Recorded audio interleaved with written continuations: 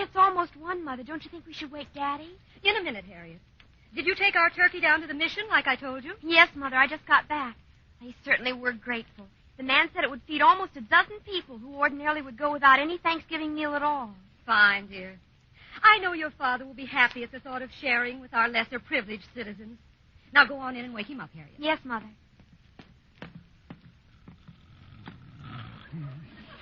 Daddy? Pass some more white meat, please. It's time to get up, Daddy. Hmm? What's the matter? Oh, it's you, child. What time is it? 1 o'clock. How do you feel after your nap? Fine, Harriet, just fine. Except for one thing. What's that? I could eat my weight in wildcats. Martha! Oh, Martha! Yes, dear? What is it? Let's not wait till 2 o'clock for dinner. I'd like to eat right now. Oh, but Osgood, I saw that turkey in the oven when it was finished this morning, Martha, and I just can't get it out of my mind. Oh, it sure smells good, too. You must have a pretty long smeller, dear. We gave our turkey to the folks who run the mission. We're going out for dinner. Oh, but I don't want to go out. I want to eat in my robe and slippers and... You gave our turkey to whom? It's a mission, dear. It's like a municipal shelter, you know. The man said our turkey would feed almost a dozen underprivileged citizens. Oh, he did. Well, teachers are underprivileged citizens, too. But I don't give them my Thanksgiving dinner. Now, calm down, Osgood. This is no day for your high blood pressure to get out of hand. We're going over to Margaret Davis' place to have dinner with Miss Brooks and some of her friends. Miss Brooks, who needs teachers on a holiday? Daddy, Mrs. Davis is a very exotic cook. I'm sure she'll have some wonderful dishes prepared for you. But I don't want Mrs. Davis's dishes. I want turkey. Turky. Turkey. Of course, dear. Now, everyone buys too much for Thanksgiving dinner. Otherwise, we'd have brought our turkey over to Miss Brooks. But as it is, think of the joy you're sharing with the people at the mission, Osgood. Joy my foot. The food at Miss Brooks' place had better be good today. Good. It had better be great.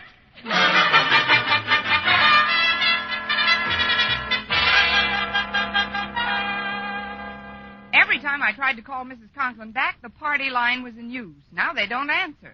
They're probably on their way over here this minute to eat dinner or not to eat dinner. Please, Connie, you're beginning to sound like Hamlet.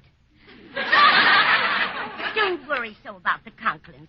They'll probably bring their turkey over with them, and we'll have plenty. Do you really think so, Mrs. Davis?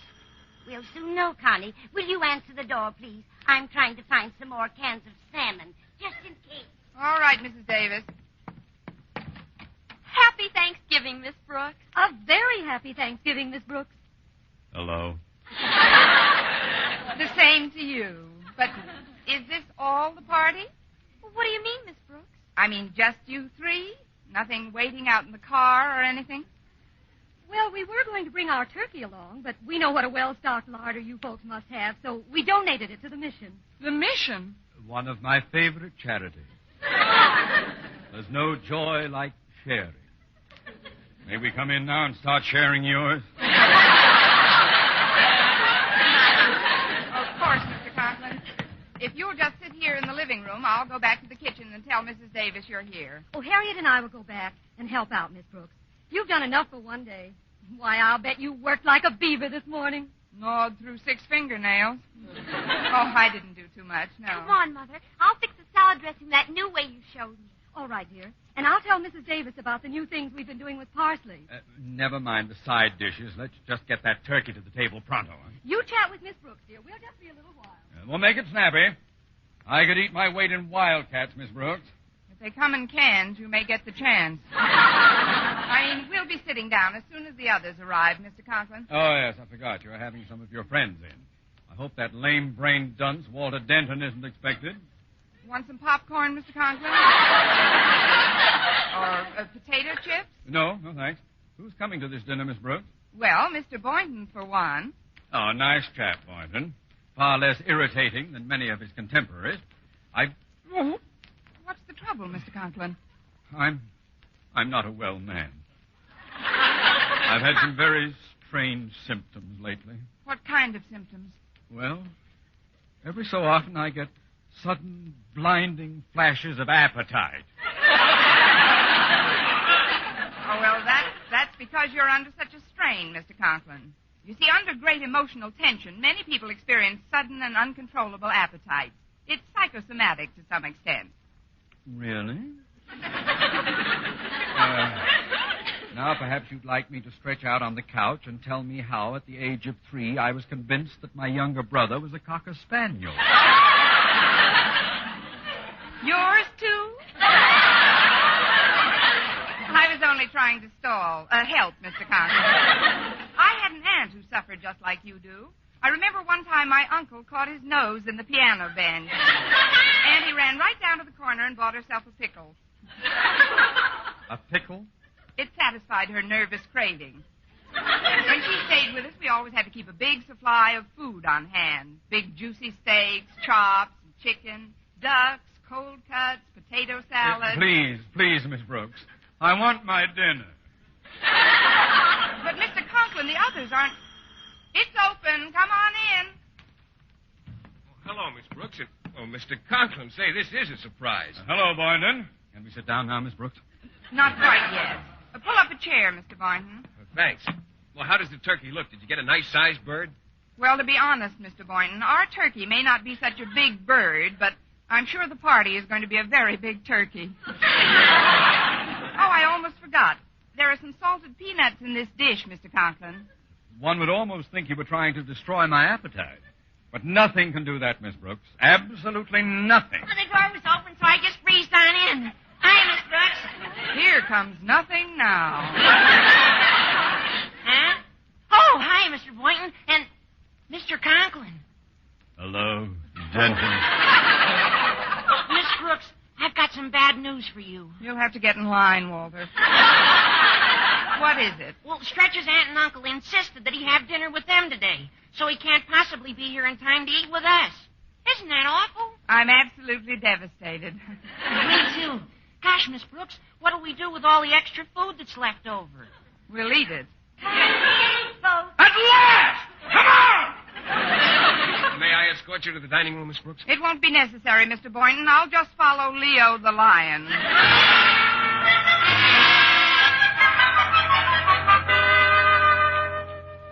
I've cut the squab into small pieces and sprayed it with sweet air, Connie. Nobody will know it isn't turkey. Now then, keep the lid on this big tray except when you're serving, and they won't know how little we've got. All right, Mrs. Davis. I might as well trot it in.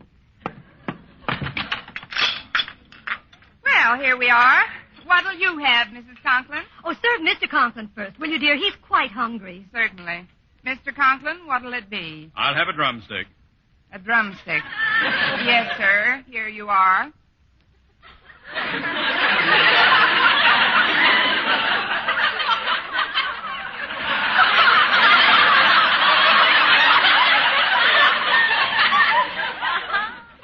Where I are.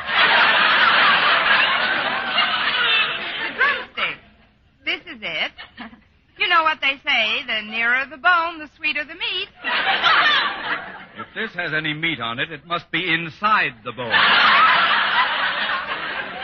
Well, this is a brand new breed of turkey, Mr. Conklin. They've been experimenting for years with this type on the theory that the shorter the legs, the larger the breast. Oh, then give me some of that.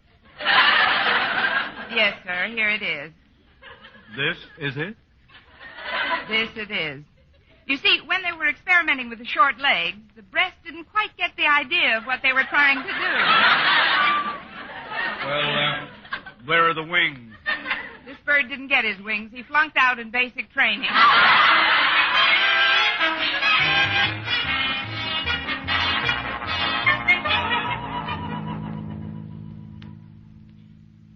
I thought we'd never get out of that place. Fine dinner that was. Take it easy, Osgood. We'll stop off on our way home and get a bite somewhere. I thought the salmon was quite tasty. But, Mother, why do you suppose Miss Brooks took Mr. Boynton aside and then excused herself in the middle of the meal and left? Why, it was obvious, dear. Miss Brooks wanted us to have enough to eat. And to think we sent a beautiful 16-pound turkey to the mission. Everything happens for the best, dear. See, that's the mission right ahead of us. What a big line of people waiting to be fed. Doesn't it do your heart good to know that we Mother, can... look. That man with the 2 plates full of turkey. Yeah, full of my turkey. Why, it's Mr. Boynton. So it is. And who's that right behind him with the blue cap and hitting the big bass drum? Hallelujah, hallelujah. Open up the door, Lord, Lord, got one more.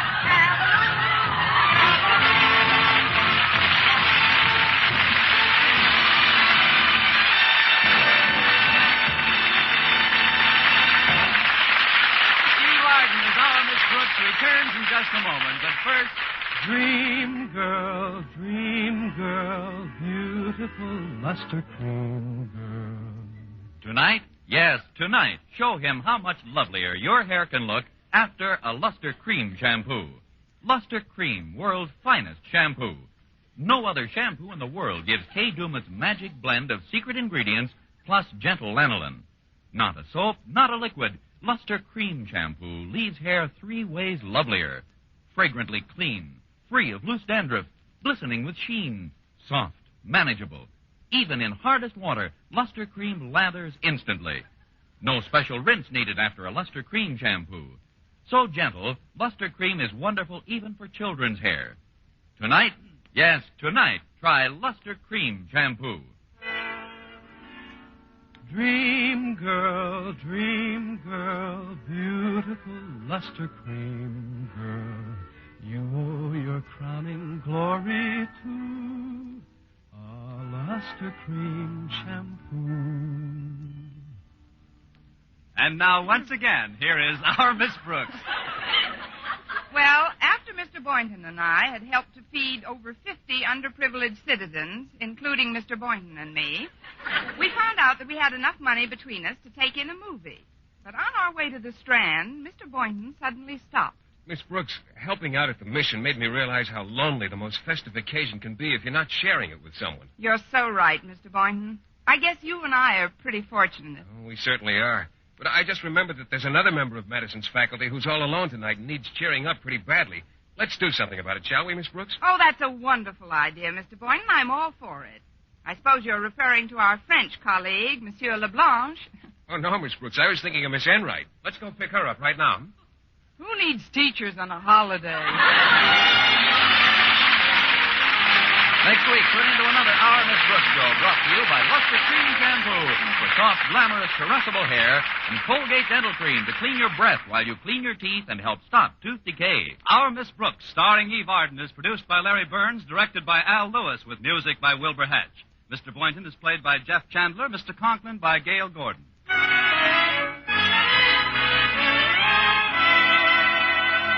Here's good shaving news. 3 men out of every 4 can get more comfortable, actually smoother shaves with Palmolive brushless shaving cream.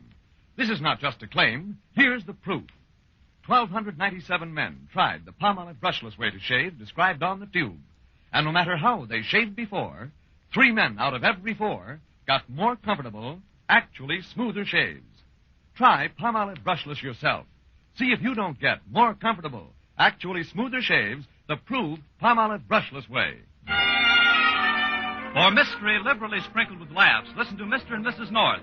Tune in Tuesday evening over most of these same stations. And be with us again next week at the same time for another comedy episode of Our Miss Brooks. Bob Lamont speaking. This is CBS, the Columbia Broadcasting System.